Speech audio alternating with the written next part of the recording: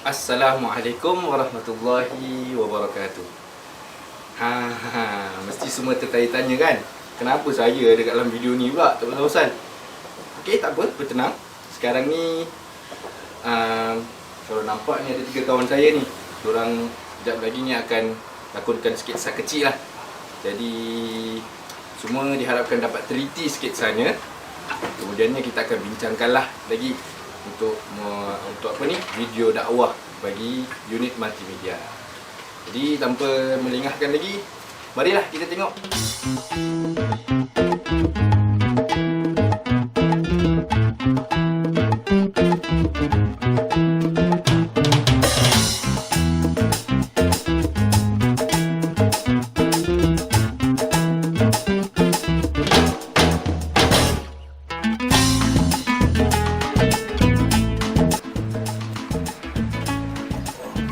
Kim, sejak bila kau pakai siwak ni?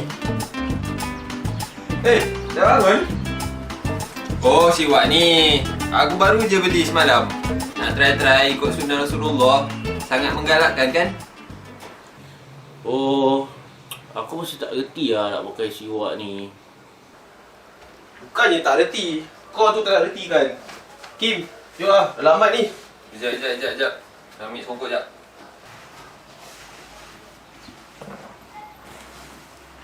Oh, sekejap. Itu sangat berapa orang ni?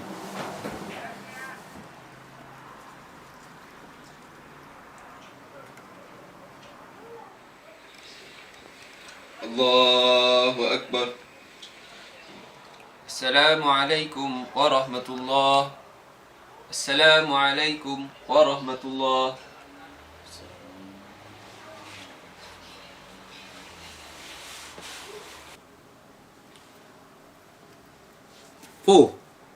Solat kalau tak bersiwak, tahu kan pahala dia tak sama tau macam orang bersiwak. So, Tapi kalau orang bersiwak nak show off, puas hati tak payah siwak. Bagus lah tu. Pas solat bergaduh. Bukan nak berzikir ke, nak berdoa ke. Tak tahu malu ke?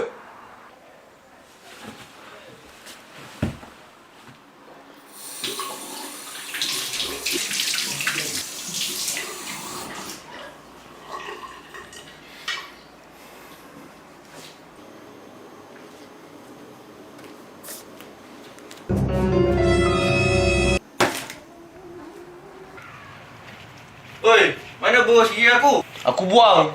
Jadi kau pakai siwak tu. Bual-bual bukannya kau dengar. Aku buat gini, lagi mulia, dapat pahala. Sekarang ni dah paksa aku lah nama dia. Part mana yang aku buat benda sunnah ni, kena paksa, tak ikhlas lagi dapat pahala. Benda ni sunnah apa yang kau sebut nak jadikan dia macam wajib, kenapa? Ni lah dia perangai orang-orang yang tak nak ambil sunnah Nabi. Ada je alasan tau.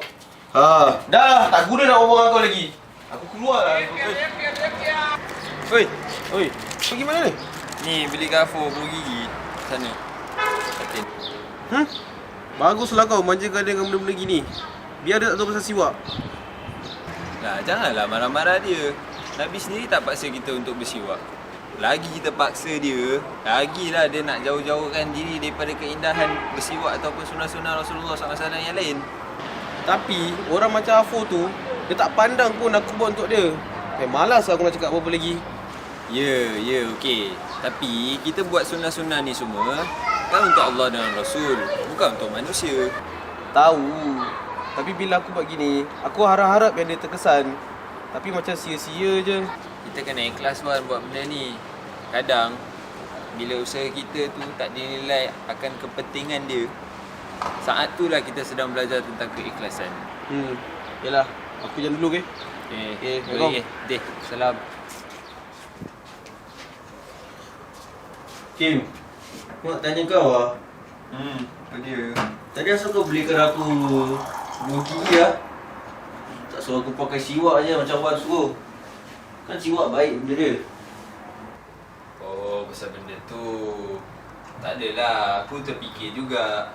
Kalau kita nak buat benda baik ni, takkan kita nak buat secara terpaksa, betul tak? Lagi sunnah Rasulullah SAW. Kalau kita rasa terpaksa buat tu macam tak nampak lah kecantikan dia. Kau faham tak? Oh, tadi satu. Pernah tak kau mesti pernah dengar kan pasal hadis yang pasal siwak tu. Rasulullah cakap, kira laula an asyqa ala ummati la amartuhum bisiwaqi inda kulli salat. Kira Rasulullah sendiri cakap, jikalau tidak menyulitkan bagi umatku, aku akan perintahkan kepada mereka semua untuk bersiwak pada setiap solat. So daripada situ kita dapat tahu, kira istifadah yang kita boleh dapat daripada hadis tu, bahawasanya Rasulullah SAW memahami keadaan umat dia. Bukan umat yang terdahulu je, bahkan umat sekarang ni pun dia tahu kesusahan yang akan dirasai oleh umat dia. Kira banyak istifadah daripada hadis ni yang kita boleh ambil. Pasal kau macam relax je Hakim, aku tengok kau. Tak macam orang tu nak paksa-paksa aku je buat benda sunnah ni. Aku tahulah sunnah, tapi kalau dah paksa pun dah tak nampak lah keindahan dia kan.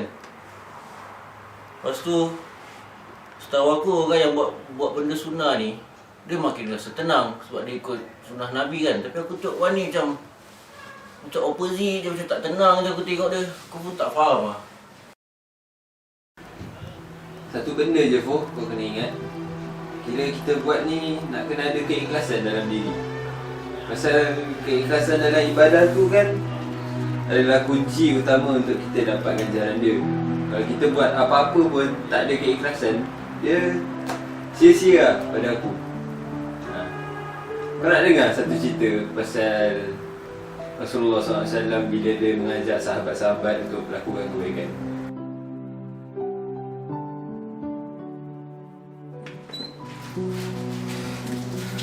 Duk, Bo. Aku ni nak kasih kau barang sikit lah. Terima kasih ya. Okay lah, masuk bilik dulu lah.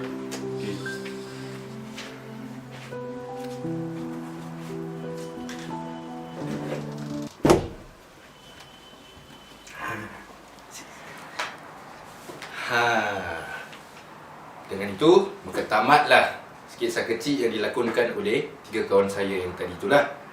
Macam mana? Okey tak? Jadi kalau kita renungkan, kita amati, kita teliti betul-betul sketsa tadi, senario-senario yang macam tu banyak berlaku sekarang kan? Jadi di kesempatan ini, marilah kita sama-sama renungkan ayat 125 dari surah An-Nahl. A'udzubillahi minasyaitonirrajim. Ud'u ila sabili rabbika bil hikmati wal mau'izatil hasanah wajadilhum billati hiya ahsan inna rabbaka huwa a'lamu biman dhalla an sabilihi wa huwa a'lamu bil muhtadin. Dalam ayat ini kita boleh bahagikan kepada 2 bahagian. Bahagian yang pertama adalah bahagian di mana Allah Subhanahu wa taala menyebutkan 3 bentuk dakwah. Jadi bentuk dakwah yang pertama yang disebutkan oleh Allah Subhanahu wa taala adalah bil hikmah. Jadi apa itu bil hikmah? Dalam tafsir Ibn Kathir meletakkan bil hikmah membawa makna apa yang ada di dalam Al-Quran dan As-Sunnah. Jadi apabila kita berdakwah, kita seharusnya mengikut apa yang ada di dalam Al-Quran dan As-Sunnah.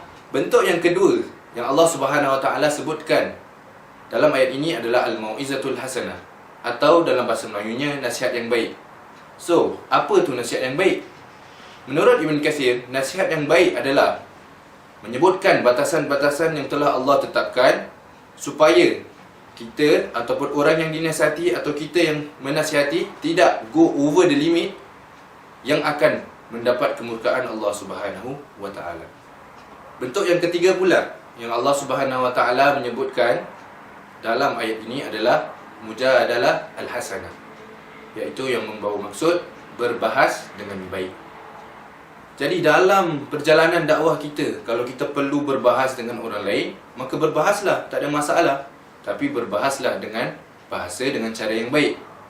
Menurut Ibn Kathir, mujadalah hasanah ataupun kalamul lain ataupun perkataan lembut termasuk dalam mujadalah hasanah. Mari kita sama-sama renungkan bagaimana utusan Allah, Nabi Musa dan Nabi Harun diutuskan kepada Fir'aun. Firman Allah Subhanahu wa taala, faqula lahu qawlan layyinan la'allahu yatadhakkar aw yakhsha. Yang membawa maksud, maka wahai Musa dan Harun, maka bercakaplah, berkatalah dengan kata-kata yang lembut, mudah-mudahan Firaun akan takut dan ingat. Kalau dengan Firaun yang mengaku diri sebagai Tuhan, Allah menyuruh supaya memperkatakan dengan kata-kata yang lembut, ini kan pula kita sesama saudara Islam. Ya tak? Bahagian yang kedua pula dalam ayat ini, Allah Subhanahu Wa Taala telah memberikan tasjid ataupun motivation kepada Rasulullah sallallahu alaihi wasallam agar tidak berputus asa dalam berdakwah. At the end of the day, bukan Rasulullah sallallahu alaihi wasallam, bukan pendakwa yang terkenal, bukan pendakwa yang paling ramai pengikut dia ataupun terbest yang akan berikan hidayah, berikan petunjuk kepada manusia. Tetapi hanyalah Allah Subhanahu Wa Taala yang memiliki petunjuk dan hidayah itu. Seperti firman Allah Subhanahu Wa Taala dalam surah Al-Baqarah, "Laisa 'alaika hudahum, walakinnallaha yahdi man yasha." Maka dengan itu, marilah kawan-kawan kita memperdalamkan lagi ilmu kita tentang tafsir Al-Quran dan juga menghayati sunnah Rasulullah sallallahu alaihi wasallam.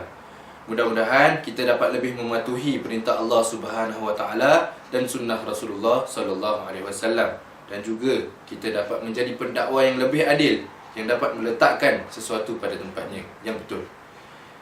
Jadi sekian saja, wabillahi taufiq wal hidayah. Wassalamualaikum warahmatullahi wabarakatuh.